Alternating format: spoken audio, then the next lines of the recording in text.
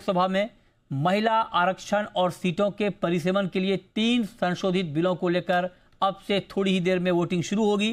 साथ ही महिला आरक्षण अधिनियम को लेकर अपडेट यह है कि सरकार ने देर रात महिलाओं को संसद में 33% आरक्षण देने वाला महिला आरक्षण अधिनियम को लेकर नोटिफिकेशन जारी कर दिया, जिसके मुताबिक कागज पर तो ये कानून प्रभावी हो गया, लेकिन जमीनी तौर पर इसे संशोधन के बाद लागू किया जाएगा। अब आप सोच रहे होंगे कि आखिर सरकार ने आधी रात को इसे नोटिफाई क्यों किया।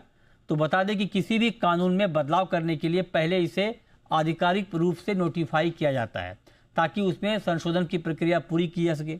फिलहाल ये किसी कानून में संशोधन की तकनीकी पक्ष है, लेकिन अभी बस थोड़ी देर में इसे लेकर लोकसभा में वोटिंग होने वाली है। और महिला आरक्षण बिल पर पीएम मोदी ने बड़ा बयान दिया है। उन्होंने सभी राजनीतिक दलों से अपील करते हुए कहा कि इस मुद्दे पर राजनीति से ऊपर उठकर फैसला लिया जाए। प्रधानमंत्री ने स्पष्ट किया कि सभी सांसद सोच समझकर निर्णय लें और महिला आरक्षण के पक्ष में मतदान करें। उन्होंने जोर देकर कहा कि यह सिर्फ एक बिल नहीं, बल्कि देश की करोड़ों महिलाओं की उम्मीदों से जुड़ा हुआ विषय है।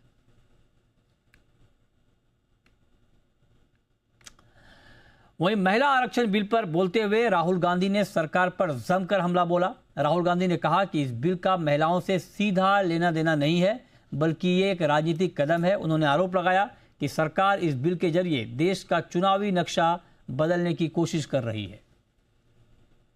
The first truth is that this is not a women's bill. This is nothing to do with the empowerment of women. There is a women's bill. It was passed in 2023 in this house itself. And my friends and teachers in the BJP said that it will be implemented in 10 years' time. That is the women's bill.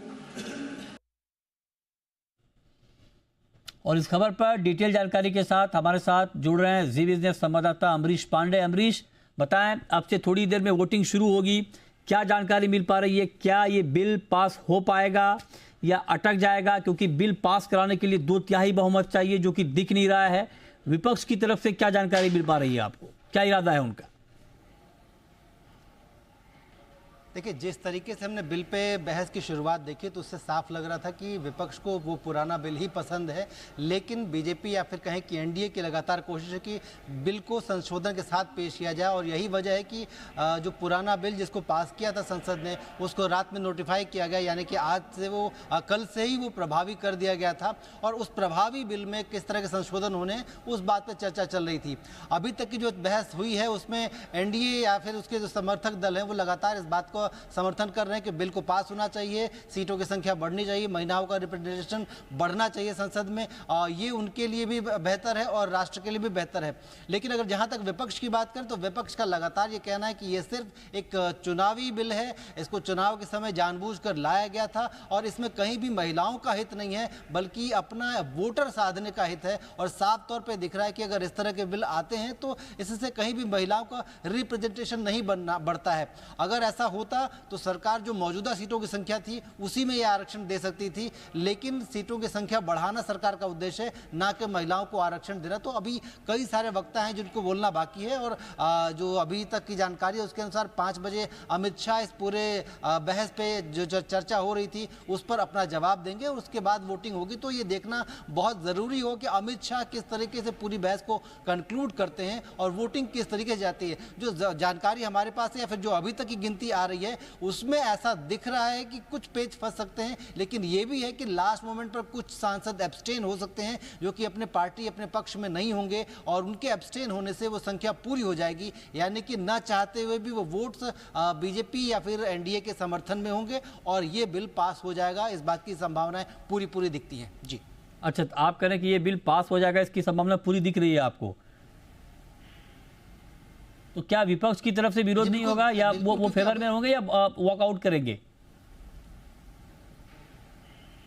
देखिए, जो सरकार की strategy वो यही है और जो सरकार का कैलकुलेशन वो भी यही कहता है कि अभी तक जो बहस चल रही थी और जिस तरह के इनपुट बाकी दलों से आए हैं उसमें सरकार का कैलकुलेशन या सरकार के जो सूत्र हमें बता रहे हैं कि उनका कैलकुलेशन ये साफ तौर पे कहता है कि जो बिल है जिसको पास कराने के लिए सरकार इस बार आई है, यानी कि जो नया बिल संशोधन के साथ सरकार जिसको पेश कराना चाहती है, उसमें जब वोटिंग होगी तो कई सारे सांसद एब्सटेन हो सकते हैं और बाकी कई सारों का समर्थन मिल सकता है सरकार को। लिहाजा इस बिल को पास कराना मुश्किल नहीं होगा, जबकि बल्कि जो वोटिंग होगी वो बिल के पक्ष में होगी और ध्वनि मत से कहिए तो संभव है कि इसको पास भी कर लिया जाए। चलिए, तो आप कह रहे हैं कि ये बिल पास होने की उम्मीद है। हमारे साथ वरिष्ठ पत्रकार अकू श्रीवास्तव भी जुड़ रहे हैं। सर, बहुत स्वागत है आपका जी बिजनेस पर।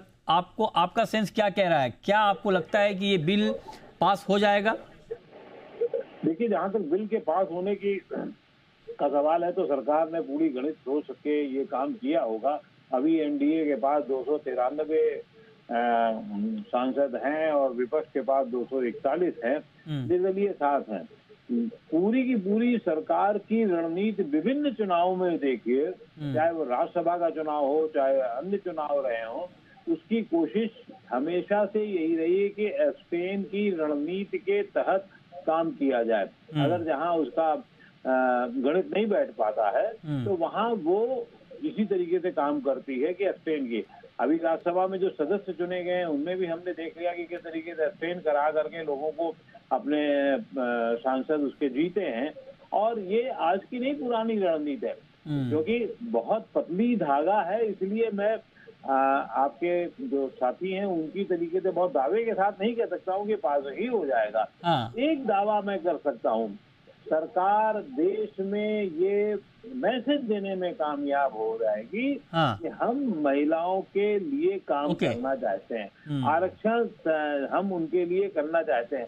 और इसका असर कुछ हो ना हो, जो 2-4 दिन बाद जब 23 और कुछ चुनाव होंगे बंगाल में, वो मैसेज बहुत तेजी से ये सरकार काम जिस तरह से करती है ना, 3 दिन अगर इसने लगाए हैं और पश्चिम बंगाल में नहीं गए हैं ये लोग, तो इसका मतलब ये है कि वो यहीं से पूरा प्रचार कर रहे हैं। ये प्रचार कर रहे हैं। इसमें तो सर ये भी है ना कि अगर बिल पास हो गया तो भी इसका श्रेय सरकार को मिलेगा, और अगर नहीं हुआ तो विक्टिम कार्ड भी सरकार खेलेगी, भाई हमने तो प्रयास किया, विपक्ष ने होने नहीं दिया। दोनों हाथ में लड्डू। पूरा आरोप दूसरे पे लगेगा, पूरी स्थितियां दूसरे पे होंगी। अब मुझे तो लग रहा है समाजवादी पार्टी तक भी एब्सटेन में बहुत सारे लोग उसके जाएंगे। क्यों? क्योंकि जो रवैया रहा है उसका, उसमें ये बताएंगे साहब हमने कमी तो बता दी, लेकिन महिलाओं का मामला था इसलिए हम, क्योंकि उनके ऊपर सबसे ज्यादा आरोप है, उनके ऊपर सबसे ज्यादा दिक्कत है, उनके ऊपर सबसे ज्यादा संकट है। मुलायम सिंह यादव से लेकर के और बाकी सब जो पुराने भाषण दिखाए जाएंगे, तो वो उनके ऊपर सबसे ज्यादा, तो वो अपनी बिल्कुल भाषण से कम मुझे ऐसा लगता है कि ये ऐसी ही रणनीति होगी। कल अखिलेश का भाषण दूसरी तरीके था, धर्मेंद्र का भाषण दूसरे तरीके से था, अब डिम्पल का भाषण एक अलग दिशा में जा रहा है। बिल्कुल और कल जो हंसी ठिठोली उन्होंने अखिलेश यादव के साथ प्रधानमंत्री ने की, उसका एक अलग अर्थ, राजनीति में हर कदम का एक अलग अर्थ होता है। तो ये मेरा मानना है कि जो खेल होगा वो समाजवादी पार्टी के हिस्से से ज्यादा। ये आपने बढ़िया हिंट दिया, ये बात सही है कि, और बिल्कुल आपने कहा कि जो संसद में वो हंसी मजाक का दिखा, वो उसके भी एक मायने हैं। बहुत शुक्रिया अकू जी आपका हमारे साथ जुड़ने के लिए और डिटेल में इस पर बात करने के लिए।